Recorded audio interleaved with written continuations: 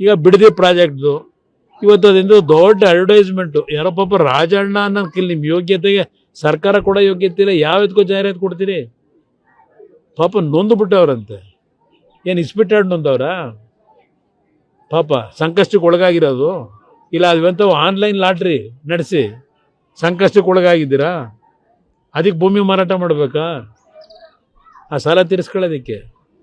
ಬಿಡದಿ ಪ್ರಾಜೆಕ್ಟ್ದು ಅದೇನು ಹೇಳೋರಲ್ಲ, 2018ರಲ್ಲಿ ಏನು ಅಡ್ವರ್ಟೈಸ್ಮೆಂಟ್ ಕೊಟ್ಟವರಲ್ಲ, ಕುಮಾರಸ್ವಾಮಿ ತಗದು ಯಾರು ಬಂದಿದ್ರೋ ಗೊತ್ತಿಲ್ಲ. ಬಿಡದಿ ನಮ್ಮ ರೈತರು ಅದೇನೋ ರೆಡ್ ಝೋನ್ ತೆಗೀರಿ ಅಂತ ಹೇಳಿ ಈ ಮಾತನ್ನ ಒಂದು ಜಾಹೀರಾತು ಕೊಡೋಕ್ಕೂ ಒಂದು ಜನ ನಂಬ್ಕೊಳ್ಳೋ ಥರ ಜಾಹೀರಾತು ಕೊಡಿ.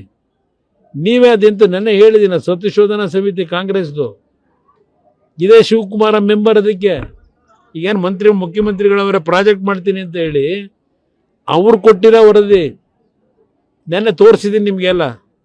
ಕಾಂಗ್ರೆಸ್ನ ವತಿಯಿಂದ ಮಾಡಿದ ಸದನ ಸಮಿತಿ, ಅದು ಬಿಡದಿ ಭಾಗ ಫಲವತ್ತಾದ ಭೂಮಿ, ಇಷ್ಟು ಲಕ್ಷ ತೆಂಗಿನ ಗಿಡ ಅವೆ, ಮಾವಿನ ಮರ ಅವೆ, ಹುಣಸೆ ಮರ ಅವೆ, ಅವರೇ ಬರ್ಕೊಂಡವ್ರೆ ಆ ಸದನ ಸಮಿತಿ ರಿಪೋರ್ಟ್ನಲ್ಲಿ. ಅದನ್ನು ನೆನ್ನೆ ಜನಗಳ ಮುಂದೆ ಇಟ್ಟಿದ್ದೀನಿ. ಅವತ್ತೇನು ಹೇಳಿದ್ರು? ಅವತ್ತು ಅವರೇ ಹೇಳಿದ್ದಾರೆ ಸದನ ಸಮಿತಿ ರಿಪೋರ್ಟ್ನಲ್ಲಿ, ಕುಮಾರಸ್ವಾಮಿಯವರ ಸರ್ಕಾರದಲ್ಲಿ ಯಾವುದೇ ರೀತಿಯ ಒಂದು ಪ್ರಿಲಿಮಿನರಿ ನೋಟಿಫಿಕೇಶನ್ ಆಗಲಿ ರೈತರ ಭೂಮಿಯನ್ನು ತೆಗೆದುಕೊಳ್ತಕ್ಕಂಥ ಅಧಿಸೂಚನೆ ಹೊರಡಿಸಿಲ್ಲ ಅಂತೇಳಿ ಆ ಸದನ ಸಮಿತಿ ರಿಪೋರ್ಟಲ್ಲಿ ಅವರೇ ಬರ್ಕೊಂಡವೆ ಕಾಂಗ್ರೆಸ್ನವು. ಆ ಸ್ವಲ್ಪ ಸಮಯ ಇದ್ರೆ ಅವೆಲ್ಲ ಕೂತ್ಕೊಂಡು ತರಿಸ್ಕೊಂಡು ಓದ್ಕೊಳ್ರಪ್ಪ.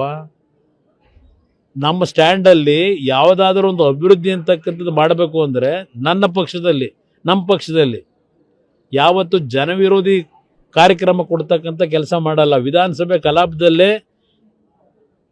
30 ಬಹುಶಃ ಆಗಸ್ಟ್ ತಿಂಗಳಿನಲ್ಲಿ ಇಲ್ಲ ಜುಲೈನಲ್ಲಿ ಇರಬೇಕು, ಅವತ್ತು ನಾನೇ ವಿಧಾನಸಭೆಯಲ್ಲಿ ಹೇಳಿದ್ದೇನೆ, ಬಿಡದಿ ಪ್ರಾಜೆಕ್ಟನ್ನು ಮಾಡ್ತಕ್ಕಂಥ ಪ್ರಶ್ನೆ ಇಲ್ಲ, ನಿಲ್ಲಿಸ್ತೀವಿ ಅಂತ ಹೇಳಿ. ನಾನೇ ವಿಧಾನಸಭೆ ಕಲಾಪದಲ್ಲಿ 2007ರಲ್ಲಿ ಆಗಸ್ಟ್ ತಿಂಗಳಲ್ಲಿ ಹೇಳಿದ್ದೀನಿ. ಇದು ಕೂತ್ಕೊಂಡು ಓದಿ. ಅದರಿಂದ ಇವತ್ತು ನೈಸ್ನ ಹೆಸರಿನಲ್ಲಿ ಯಾವೊಂದು ಲೂಟಿ 30 ವರ್ಷದಲ್ಲಿ ಮಾಡ್ಕೊಂಡಿದ್ದೀರಿ. ಇವತ್ತು ಬೆಂಗಳೂರು ಮೈಸೂರು ರಸ್ತೆ ಆಗಲೇ ಇಲ್ಲ, ಅದ್ರ ಜೊತೆಗೆ ಈಗ ಬಿಡದಿನಲ್ಲಿ ಲೂಟಿ ಮಾಡೋಕ್ಕೆ ಹೊರಟಿದ್ದೀರಿ.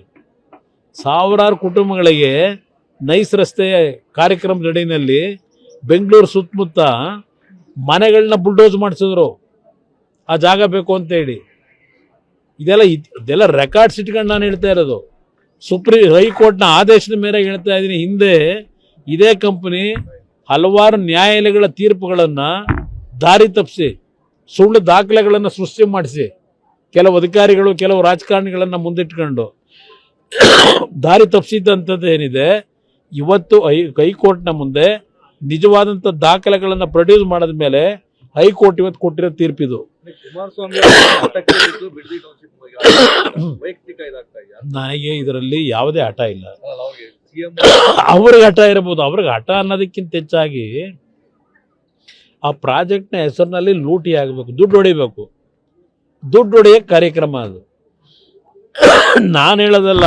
ಇವತ್ತು ಅಲ್ಲಿ ಆ ಲೋಕಲ್ MLA, ಆ ಕ್ಷೇತ್ರದ MLA ಈಗೇನೋ ಮಂತ್ರಿ ಆಗೋರೆ, ಅವ್ರು ಏನೇನು ಹಿಂದೆ ಮಾತಾಡೋರೆ ಪಾಪ ಸೋಷಿಯಲ್ ಮೀಡಿಯಾದಲ್ಲಿ ತೋರಿಸ್ತಾರೆ ಹುಡುಗರುಗಳು.